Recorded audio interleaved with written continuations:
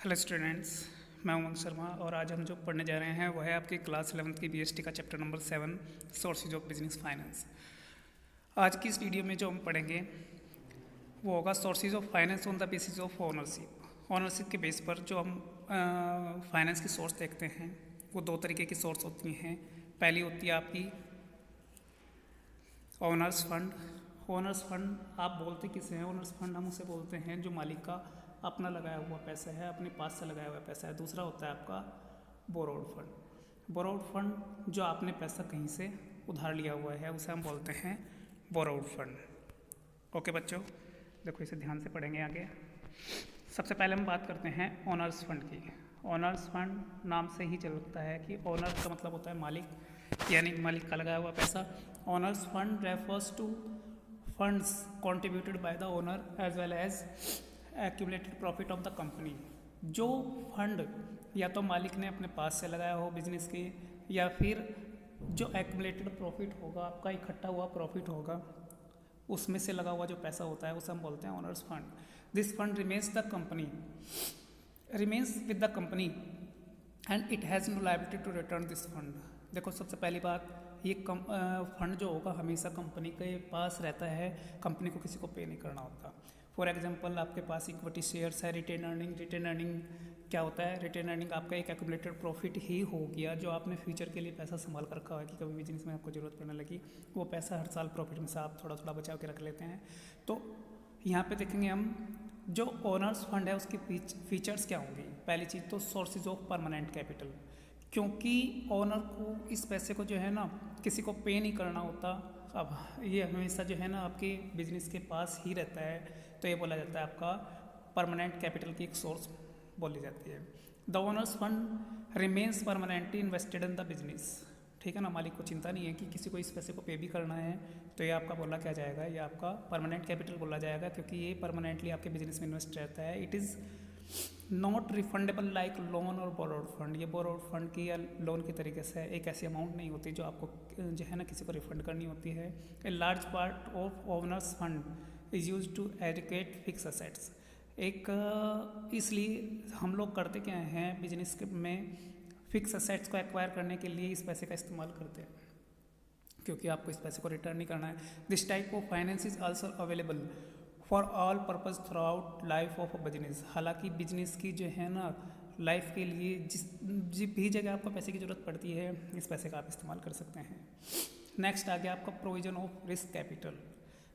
अब देखो बेटे, यहाँ पे आपका रिस्क कम है।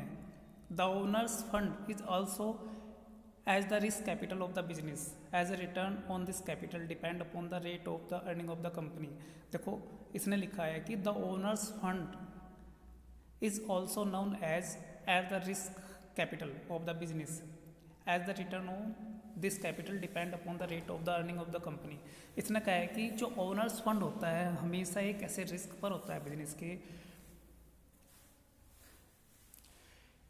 क्योंकि जो रिटर्न है बिजनेस की वो डिपेंड करती है कि कंपनी जो है ना किस रेट से आपको अर्निंग दे रही है। रेट ऑफ रिटर्न आप बोलते किसे हैं? सपोज मैंने कहीं पे 50,000 रुपये किसी को उधार दिए, ठीक है ना, और उससे जो मुझे रिटर्न होगी वो 10% मुझे रिटर्न होती है, यानी कि मैं बोल सकता हूँ कि मुझे 5,000 रुपये रिटर्न होंगे। 10% एक अच्छी रेट है जिससे मुझे रिटर्न हो रहा। इस हिसाब से अगर मैं बात करूँ तो लगभग 10 ईयर्स में मैं अपनी अमाउंट को वापस पा लूँगा। लेकिन अगर किसी बिजनेस की जो रेट ऑफ रिटर्न कम है, ठीक है ना, तो उस कैपिटल को, ओनर्स फंड को दोबारा से पाने के लिए बहुत टाइम भी लग सकता है, ठीक है ना। तो इसमें बोलते हैं कि in case companies incurring loss then it is not compulsory to pay return on owners fund. अगर कंपनी को अच्छे रेट से आपकी रिटर्न हो रही है, अच्छा प्रॉफिट हो रहा है, तो वो उसे अपने जो ओनर्स फंड था उसे पालेगा। लेकिन अगर हम बात करेंगे कि अगर उसका रेट हल्का है रिटर्न का या प्रॉफिट का, या फिर उसे लगातार लॉस होते जा रहा है, तो ओनर्स फंड को आप वापस नहीं पा पाओगे। If loss continues owners may not enable to recover even their original investment. अगर आपको लगातार लॉस होता रहेगा तो जो मालिक होगा वो अपने जो उसने पैसा लगाया था, ओरिजिनल जो उसका इन्वेस्टमेंट था उसे पाने में असमर्थ रहेगा। In time of prosperity, high level of return is given on the owner's fund. The return on owner's fund varies with the profit earning of the company. That is why it's called risky capital. देखो बेटे, तो अगर एक इसके against हम condition लेकर के चलते हैं कि आपका प्रॉफिट जो हो रहा है वो हाई होता है, हाई रेट से आपको रिटर्न हो रही है, ऐसी कंडीशन में हम क्या करेंगे, उस प्रॉफिट को जो है ना, कंपनी का जो प्रॉफिट होगा उसके एडुकेट मान लेंगे, सॉरी उसके वेरीज मान लेंगे। वेरीज का मतलब प्रॉफिट होगा तो आपको रिटर्न होगी, प्रॉफिट नहीं होगा तो आपको रिटर्न नहीं होगी। इसी वजह से हम इसे क्या बोलते हैं, एक रिस्की कैपिटल बोलते हैं जिसमें रिस्क ज़्यादा है। नो सिक्योरिटी रिक्वायर्ड, आपको अपने ही बिजनेस के अंदर पैसा लगाना है, ओनर को ही, इसलिए इसके लिए आपको किसी तरीके की सिक्योरिटी की ज़रूरत नहीं होगी, ठीक है ना।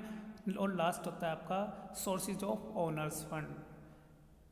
सोर्सेज ऑफ ओनर्स फंड का मतलब the owners fund comprise of share capital, retained earnings और एक्यूमुलेटेड प्रॉफिट। यानी कि ये जो पैसा आप पाते हैं, कहाँ से पाते हैं, ये ओनर्स फंड की सोर्स से मिलेगा। यानी कि आपको या तो आपकी शेयर कैपिटल से, एक्यूमुलेटेड प्रॉफिट से, रिटेन अर्निंग से, यहीं से आप क्या कर सकते हैं, इस पैसे को पा सकते हैं। ठीक है बच्चों।